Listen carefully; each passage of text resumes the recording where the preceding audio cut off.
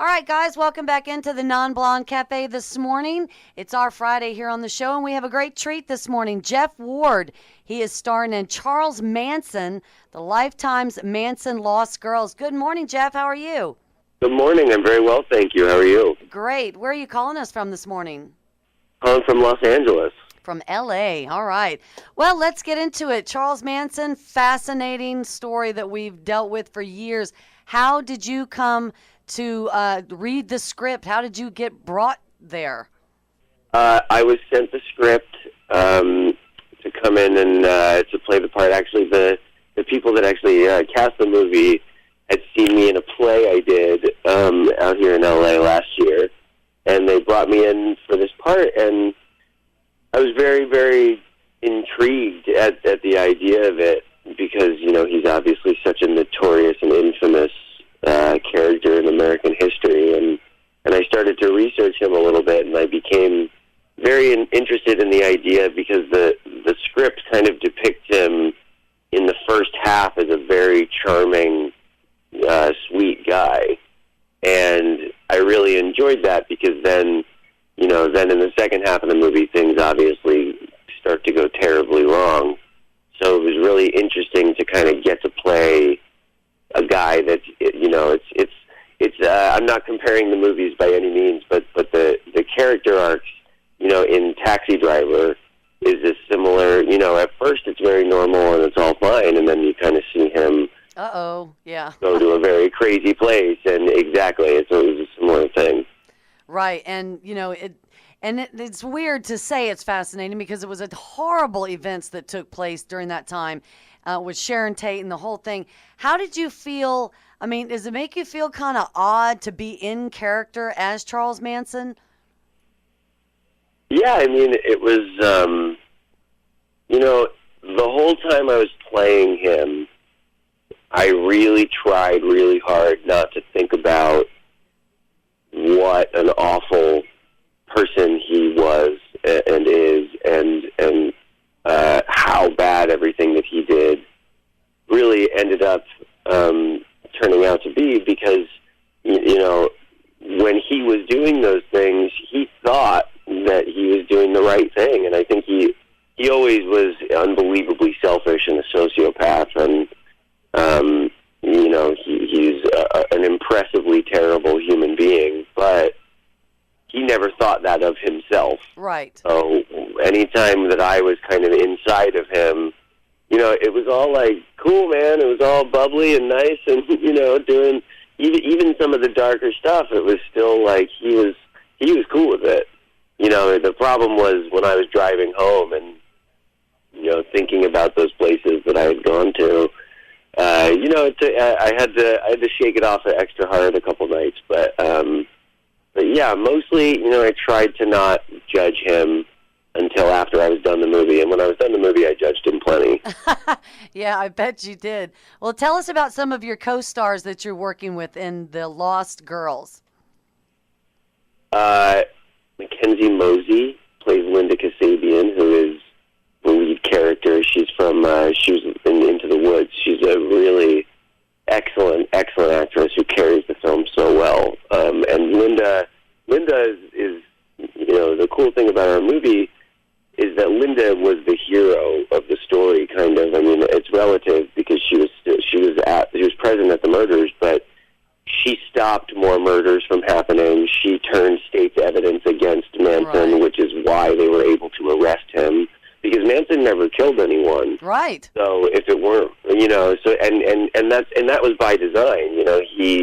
He wanted to be able to, when it came to the courts, he was so smart. I mean, he was very uneducated, but he was very intelligent. Right. And he knew that once, if he was in front of a jury, if he never did anything, he would sit there and go, how can you hold me accountable for something that these people did? Right. And that's it. And he tried his damnedest, and if it wasn't for Linda Kasabian's testimony, it might have worked.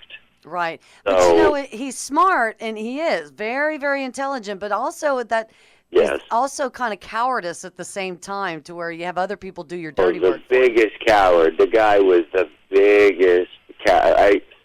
There was one story I read that I asked if we could change the script to there's obviously the Tate murders were horrible. They were one night, and then the following night were the LaBianca murders, which was an not elderly, excuse me, they were in their 40s, married couple. And there was a story that Charlie went into the house and held them at gunpoint and tied them up, and then walked out and sent in the 3 young kids that ended up killing them, who were 20 years old. He sent them in to kill them, but before he did, he took all of their guns away and made them do it with knives. So when he went in and he was in the dangers, and in a spot that was more precarious, he made sure that he had a gun.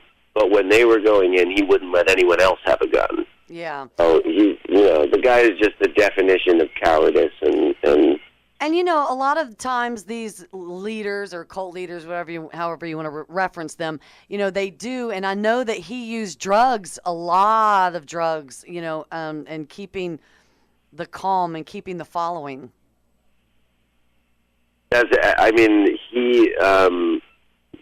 He had everybody on acid. Yeah. Daily, and crazy amounts of it, and what's really wild about it that I didn't know is that he would feed it to everyone else, and he would take very little, if any, himself. Correct. So everybody would be freaking out and tripping on large amounts of acid, and he'd be completely fine. And they'd think, wow, this guy has to be some kind of messiah because I'm losing my mind, and he's completely normal. So, and then he would have everybody on acid, and we actually have this in the movie.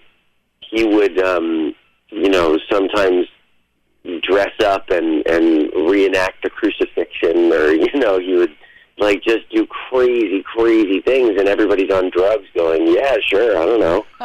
It was a powerful tool. Well, we don't hear from him much. He's in prison, but he was going to get married here recently. What did you think of that? Yes. It's wild. I mean, it was broken up because it was found out that she just wanted the rights to his corpse. Correct. And once he died, she wanted to charge people to come visit his body. So that was. But the thing that I find very fascinating about it is, if you hold up a picture of Star, is her name, if you hold up a picture of Star next to Susan Atkins, who was the most prominent Manson girl, and the one that actually killed Sharon Tate, and the one that was responsible for the Mansons getting caught, she, Star looks exactly like Susan Atkins.